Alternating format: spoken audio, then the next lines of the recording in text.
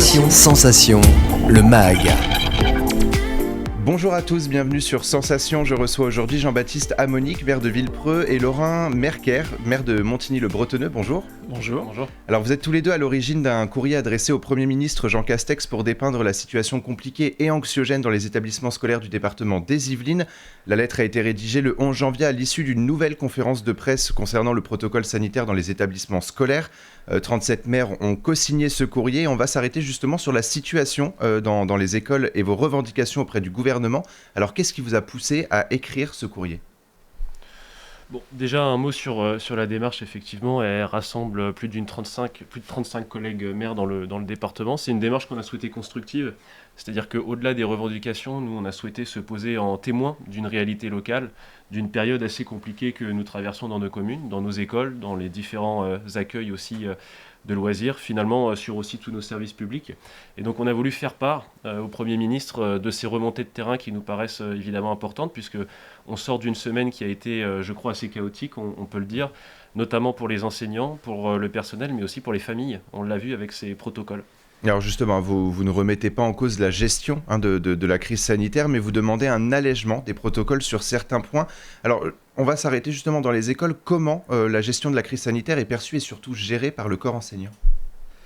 Alors au niveau du corps enseignant, aujourd'hui, en fait, on est face à des personnes qui sont avec un bateau dans lequel il y a plein de trous et que l'on essaie d'écoper et l'eau monte plus vite que l'on arrive à en retirer. Et c'est vraiment la grosse difficulté qu'il y a pour les enseignants, c'est le sentiment de ne plus être dans leur fonction éducative, mais d'essayer de pallier à toutes les difficultés qu'il peut y avoir. Donc c'est la gestion des groupes des enfants avec Jean-Baptiste a certainement les mêmes problématiques et on a échangé avec les autres maires, c'est le cas partout. Moi, sur une simple école, par exemple, en fin de semaine dernière, j'avais 30 cas positifs sur une simple école. Donc évidemment, quand on est dans des rapports comme ça entre les personnes avec un tel nombre de personnes malades, ça devient impossible de mettre en place un protocole. Et je crois que et il faut rendre à César, puisque c'est Jean-Baptiste qui a eu l'initiative de ce courrier au départ. Le gouvernement avait évoqué à la fin des premières vagues le rôle essentiel du maire, parce que le maire est celui qui voit le mieux, qui constate le mieux ce qui peut se passer dans sa ville. Et aujourd'hui, nous, le but de ce courrier, c'est justement de faire remonter ce que nous constatons, notre expérience, notre vécu au quotidien auprès des équipes, auprès des parents, d'une situation qui est devenue tout simplement impossible à gérer. Alors justement, à travers votre témoignage, vous avez fait des revendications. Alors quelles sont ces revendications auprès du gouvernement ?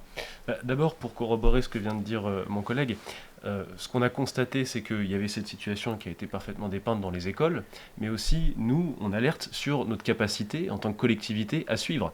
Parce qu'il y a cette difficulté pour les enseignants qui, comme on le disait, sont plus sur des missions aujourd'hui de garderie que sur des missions éducatives et donc de continuité pédagogique. Mais il y a tous nos services publics et tous nos agents derrière. Je pense aux ATSEM, je pense aux animateurs, je pense aux services de restauration. Vendredi soir, au moment de quitter la mairie, j'avais une alerte de la part de mes services sur notre capacité à peut-être ne pas pouvoir, notre incapacité à ouvrir le service de restauration aujourd'hui, ce lundi. Donc ça, c'est devenu notre quotidien, avec très peu de visibilité même sur la journée du lendemain. Donc les protocoles étant ce qu'ils sont et étaient ce qu'ils étaient, puisque c'est vrai qu'il y a eu quelques assouplissements avec les autotests qui vont apporter de la souplesse aux familles, nous, parmi nos revendications, et je crois qu'on avance en toute humilité, puisque je crois qu'il n'y a aucun maire signataire de ce courrier qui a l'ambition ou l'immodestie de dire qu'il a la bonne solution, puisqu'on sait que c'est timidement complexe. En revanche, on sait que sur cette affaire de tests, les tests salivaires peuvent constituer une solution. On nous en a promis depuis quelques mois, et c'est vrai qu'on en a très peu vu la couleur aujourd'hui dans nos territoires. Et puis surtout, il faut qu'on arrive à trouver ce moyen de concilier à la fois la sécurité sanitaire de nos enfants et de l'ensemble des personnels qui travaillent dans nos écoles et dans les structures scolaires et périscolaires, et avec cet objectif de continuité de pédagogie qui aujourd'hui est en train de tomber en lambeaux, puisqu'on le voit, les équipes sur le terrain aujourd'hui n'arrivent pas à assurer d'autres missions que la garderie, la garde des élèves. C'est la réalité aujourd'hui. Et malgré l'allègement justement du protocole, il reste plusieurs tests à faire, des autotests ou des tests antigéniques. Est-ce que là aussi, c'est pas trop demandé finalement aux parents qui ont une vie professionnelle et qui ont également des enfants ils doivent s'occuper à la fois de la santé de leurs enfants et de leur vie professionnelle. Est-ce que c'est pas trop leur demander une charge supplémentaire également pour eux ? Une maman nous disait la semaine dernière que son enfant en était à son 70e test depuis le début de la pandémie. On peut imaginer sur un petit bout de 6-7 ans d'avoir à faire ces tests continuellement, parce que quand on a comme ça des cas qui de toute façon se renouvellent chaque jour dans l'école, ça veut dire qu'il faut repartir systématiquement. On voit bien qu'on est sur un dispositif qui là ne peut pas fonctionner. Donc comme l'évoquait Jean-Baptiste Amonique, on peut être sur du test salivaire qui lui en plus présente l'avantage d'être extrêmement fiable. Et si on ne peut pas aller encore complètement sur le test salivaire, alors je crois qu'il faut accepter collectivement de renoncer à une partie de ces tests pour que les enfants puissent suivre leur scolarité dans de bonnes conditions, que les parents ne soient pas constamment en train de rechercher le lieu où faire le test et d'avoir à gérer ça avec l'enfant parce qu'on sait combien c'est compliqué, et pour les enseignants de revenir à leur fonction première, leur fonction éducative. Alors justement, on va rappeler un petit peu le protocole sanitaire qui a été allégé au 14 janvier. En tout cas, c'était ce qui était acté. Les élèves positifs doivent s'isoler 5 jours à condition d'avoir un test négatif au 5e jour, sinon ça reporte à 7 jours. Les élèves cas contact doivent quant à eux effectuer donc un test au jour J, à J+2 et à J+4 et peuvent rester en classe si les tests sont négatifs. Alors pareil, au niveau des établissements scolaires, comment est géré ce protocole ? C'est compliqué. Je discutais avec plusieurs directeurs et directrices d'école de la commune de Villepreux vendredi aussi pour avoir leur remontée, puisqu'ils ont eu évidemment connaissance du courrier qu'on a pu envoyer au Premier ministre. Et moi, je les sondais pour savoir quelles seraient les avancées qui seraient susceptibles un petit peu d'améliorer leur quotidien et la façon dont ils organisent tout ça. Je ne rentre pas dans les détails, mais en tout cas, c'est assez intéressant. Et si on a l'occasion de pouvoir échanger et de s'exprimer auprès du Premier ministre, peut-être qu'on pourra faire part de ces propositions. Aujourd'hui, leur quotidien, au-delà de la garderie qu'on évoquait, c'est d'appeler des parents tous les jours pour leur dire soit de venir récupérer leurs enfants, de comptabiliser quel enfant a fait quel test à quel moment. Et donc c'est vrai que c'est un quotidien qui est devenu assez invraisemblable, et notamment pour les familles. Je crois que c'était pareil pour Laurent à Montigny, mais on a assisté à des scènes où on avait des queues devant les pharmacies pendant plusieurs heures dans le froid d'enfants et de jeunes parents qui attendaient pour pouvoir se procurer des tests. Alors là, on passe aux autotests, ça devrait apporter un peu de souplesse. Encore faut-il que les 11 millions ou 12 millions de tests qui ont été prévus et qui ont été annoncés arrivent dans tous les territoires et dans les pharmacies assez rapidement. Alors justement, vous parlez des parents. Dans votre courrier, vous dépeignez une difficulté de la part des parents d'élèves à gérer le protocole et leur vie professionnelle. Est-ce qu'il existe des tensions entre le corps enseignant et les parents aux abords des écoles ? Alors il peut exister des tensions évidemment, parce que à partir du moment où on ne sait plus quelle va être notre journée, comment elle va s'organiser, si tout va tomber ou pas, ça crée forcément des tensions.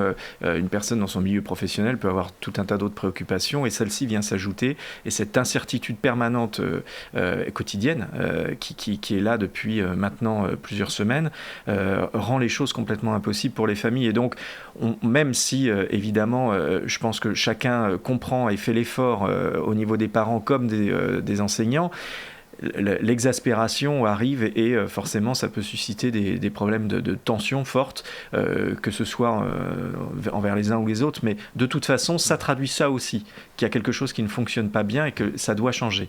Alors l'intercommunalité avait mis en place le vaccinodrome, elle vient de mettre en place à partir d'aujourd'hui un centre de dépistage au sein du Vélodrome pour justement désengorger les pharmacies et permettre aux gens de pouvoir accéder à des tests beaucoup plus rapidement. Mais encore une fois, même ce dispositif-là, même la puissance du vaccinodrome tel qu'il existe aujourd'hui sur Saint-Quentin-en-Yvelines ne suffira pas. Sur la mairie de Montigny, par exemple, on a l'équivalent de 1000 feuilles de paye. Donc c'est un échantillon très précis pour avoir des retours sur la population. Dans les premières vagues, quand on avait beaucoup de cas de Covid, on était entre 15 et 20 cas pour 1000. Aujourd'hui, là, en fin de semaine, j'étais à 63 cas.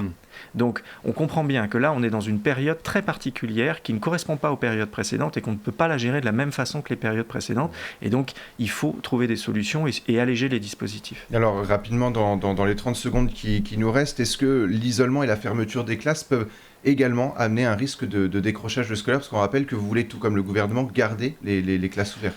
Je crois que ça, c'est quelque chose, c'est un dénominateur commun pour l'ensemble des signataires de ce courrier, c'est que on est assez fiers et assez convaincus de ce qui a été l'option du gouvernement depuis le début de cette crise, de dire il faut maintenir les écoles ouvertes pour des raisons qu'on a déjà évoquées, sociales et également de continuité pédagogique.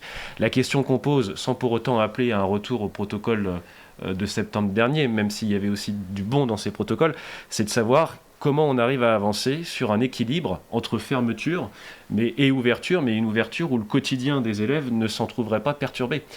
Puisque, encore une fois, aujourd'hui, quand on parle avec les enseignants, quand on parle avec les parents, on est sur on va dire des interruptions de pédagogie et avec un risque derrière de décrochage scolaire pour certains élèves.